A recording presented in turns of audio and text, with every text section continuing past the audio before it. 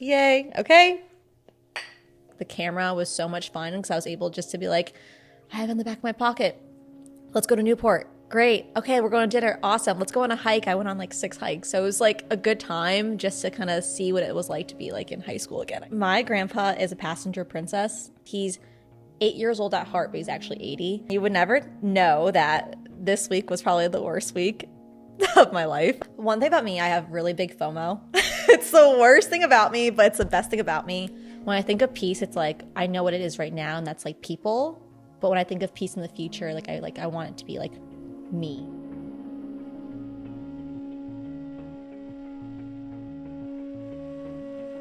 All 3 episodes beforehand have been cracking of a soda can or some type of drink. So you will be the first clink. Yay! Okay, wait, does mine say coffee? Yes. Yay, okay.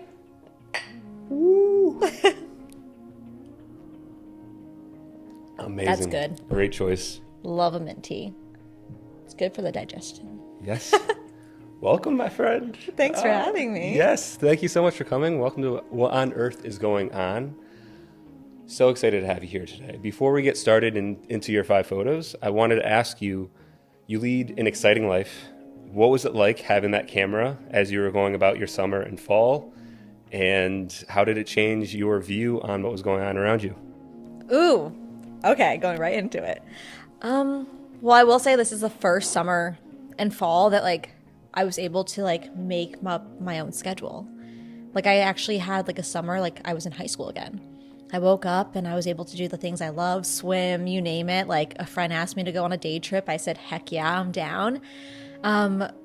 So it was really exciting just to be able to do what I wanted and to like live this like carefree life for a few short months until my season popped up for insurance. So it was just like different. I felt like a kid again. I don't know if that makes sense, but like it was such a great time. It was a good time just to wake up and be like, okay, what's going on for today? Like, I don't know, it was different. No schedule.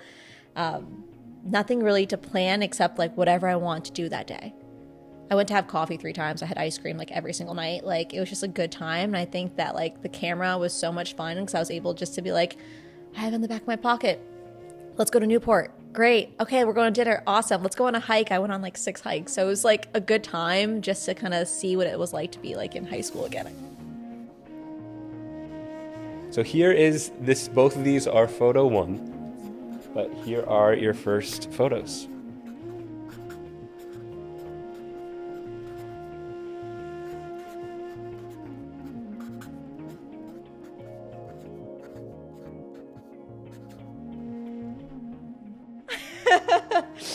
Oh yeah. This is a good day. A really good day. Can you give us a quick, who are they, and a little bit of context about the photos of them 2 in the car? So it's my mom and it's my grandpa. And my grandpa is a passenger princess. And this is actually such a fun day.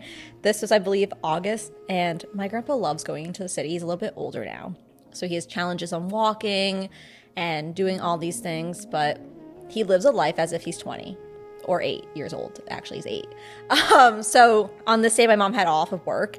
And my grandpa was like, you guys promised to take me into the city. So we packed up the car. Even Harlow, my dog, went, and it was the best day ever. He was actually in the middle. I don't know if you can see that little dog bed right there. And my grandpa and my dog are like inseparable. So it was going, this part was going, and then this part was us coming home, and the energy just shifts. My mom loves the city as well. So we just had the whole day like walking around New York City. We went to Chinatown. We went to, my grandpa loves One Freedom Tower. So we took him there. So he loves to do all these like fun activities. He's 8 years old at heart, but he's actually 80. So mobility wise, like he's struggling, but like The spirit is there. yeah, he loves it. He loved every second of it. He has a hard time walking up and down the stairs, but he walked the whole day. Like you would never know. So yeah. What are some of the lessons that they've taught you about life? My mom is like my biggest supporter, and my mom's also my hero. And I think everyone sees their mom in different perspectives. But the last few years, I've looked at my mom as like a little girl as well. Like she's living life the first time. Like I've noticed that. I used to be really embarrassed when my mom would get like really giddy and like she'd be like, oh my God, we're doing this. And I realized I have to put in perspective that like she's also living. So my mom has taught me that no matter what age you are, like it's okay to experience things at first, and it's okay to like feel all these things and excitement. Like I always like would tell her, and I felt really bad about it now, but I always say like, calm down, like you're at a 10, right? And I'm like, no, be at a 10. Like, yeah, do it, girl. So my mom has always taught me to have fun. She's always taught me to, hold your emotions high in a sense of like, not everyone deserves a reaction. And I take pride in that, especially like the last few months I've had. Like my mom has been my backbone. And she's also let me know like no one can ever get a reaction unless you allow it. So keep your emotions like close to you and like don't let people like, get under your skin. And my grandpa is the funniest human being in the world. He has taught me to literally not care. He doesn't love you. Who cares? She doesn't want to be your friend. Who cares? You didn't get into that college? Great. There's like a million other ones. He goes, you're fine. It's going to be okay. And like one conversation I remember like over the summer with my grandpa, I was like, I don't know what I'm doing. He was like, okay, you want to go get pizza? And like, I thought he was inviting me out to eat. No, like he wanted me to pick up the pizza. And we just sat on the couch for hours eating pizza and watching like Jackie Chan movies. And I think about like what they taught me, and my grandpa's always taught me like it's always going to be okay. And my mom has always taught me that like whatever emotion you let out is because you chose to let it out, and like no one can get a reaction out of you unless you let them. And also like you're never too old to have fun. So yeah, I love them. I love this photo of him.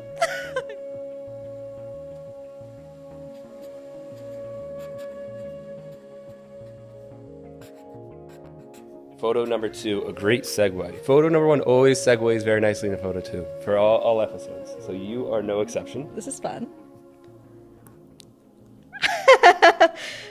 Oh yeah. So touching upon that, the feeling of bringing your most joyous self, and celebrating life, can you just talk a bit about your approach to bringing that to you every day, wherever you go and whatever you do? Well, this photo is so funny because I actually,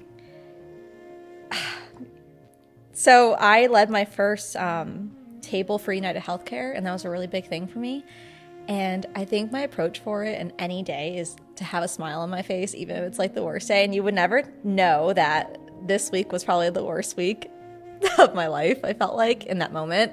But I still showed up for like my work event, and I still showed up strong, and I showed up with people that I didn't think I can face, So it's so funny because I'm like, yeah, I look really happy. And honestly, I was really happy too.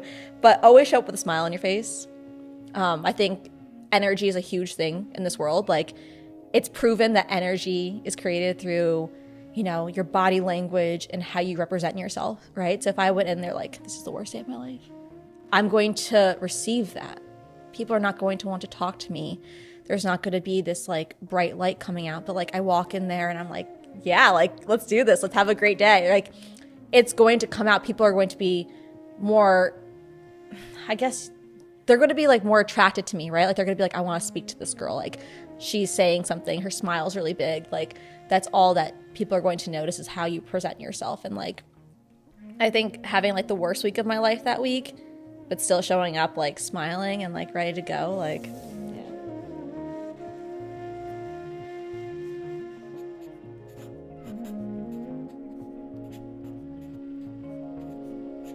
So this photo, I think, represents a theme that I saw in quite a bit of your photos, which is you were in a car.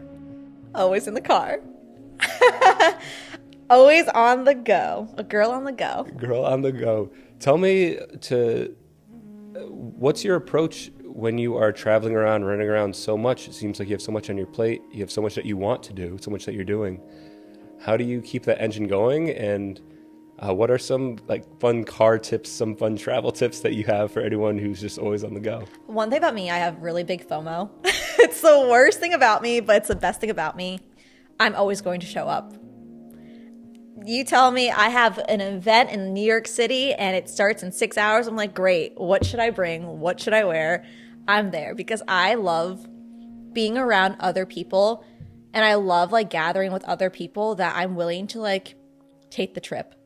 Like, I have so many family members, so many friends around the country, around the world, that like, I just want to be a part of their lives. Like, it's so hard to connect with people when they're not down the street, right? Like, I have a cousin that we grew up together, like down the road, and she lives in Dallas, and she's actually moved from Hawaii to Dallas, to all these places. And it's like, I truly thought our connection was going to like kind of fade away. And like, we're in our 20s and 30s, and it's still like bringing us closer, right? Like, we're able to just like meet each other wherever we're at in life. So one thing about me is I'm always willing to like meet someone where they're at.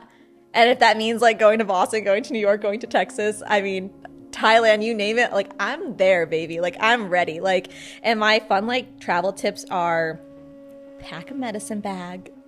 Your girl's always ready. First aid, always ready. Have really fun road trip, like snacks, drinks, you name it. Like I will always stop for a coffee. I'll always have a water, and I'll always have like a caffeinated beverage, like another one. So fun fact is like, be prepared, be ready, and like, oh, and bring your ID, because I tend to forget that, so.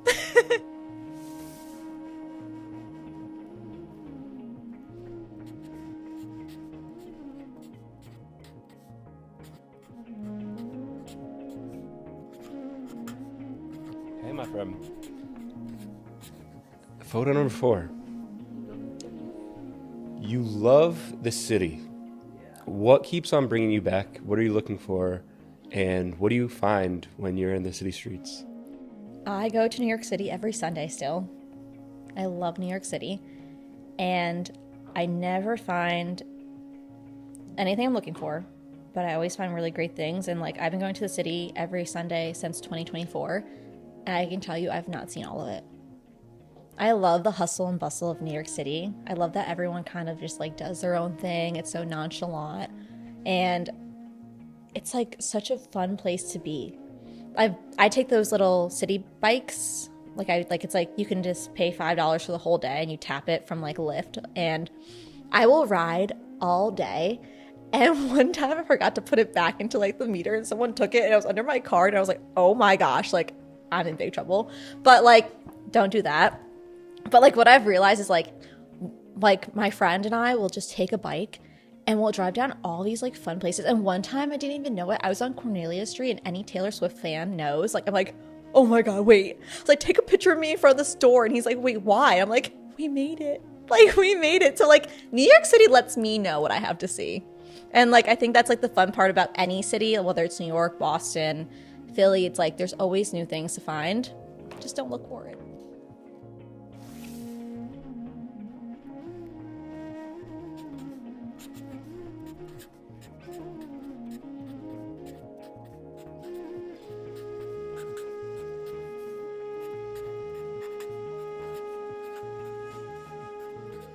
All right, my friend.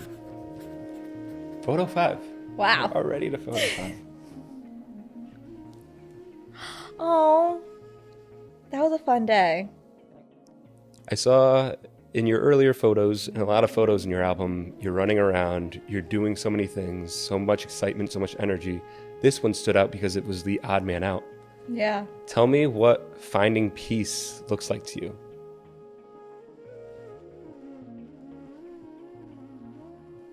I don't know. As like, I think peace is like a mindset. So like, it's any place that I feel in that moment, like I feel safe. And one thing like comes to mind is like friends and family I lean towards, and I feel like that's like a safe place. And I know that you and I spoke about this earlier. Like this year, like I'm learning to like, you know, fill my time with hobbies versus people, and finding like safe spaces and peace within myself, right? Like we lean on people a lot for peace and like the safety net.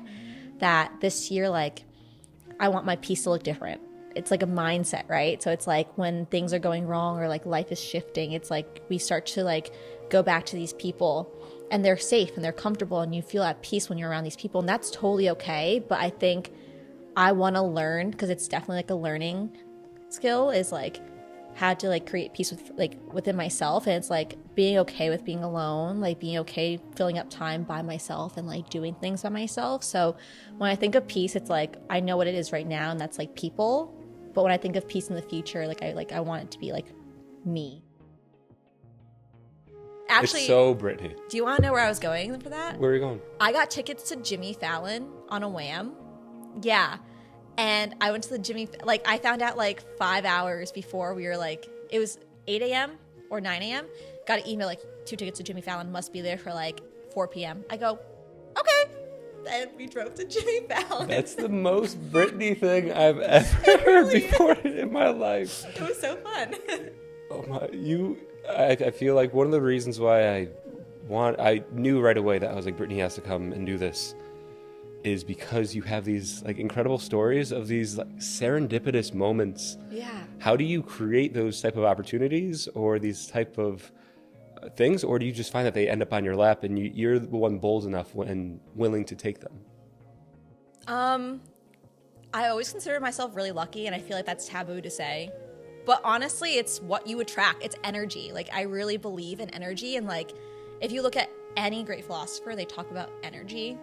And I'm such a firm believer is like what you put out there, you'll receive. And like, that's why I never say like, I'm not deserving of something. I always say like, I'm deserving of great things. I say it until like, fake it till you make it, right? And like, one thing about me is like, I'm always looking for the next opportunity. It's not silly. Don't worry about what people are going to think about you. Like, I will put my name in contests. I will put my name like in anything. And like, I woke up that morning, I was like, did I put my name in for Jimmy Fallon? Like, what? Okay. Like, yeah, let's go. Like, it's always going to be a no unless you try or put it out there. So like, I'm a firm believer. It's always a hell yes if I want to do it, and it'll happen. So that's how things always like pop up in my lap, is like, I'm not just like receiving it. I'm lucky enough to like want to do it. Like, you have to want to do things and anything.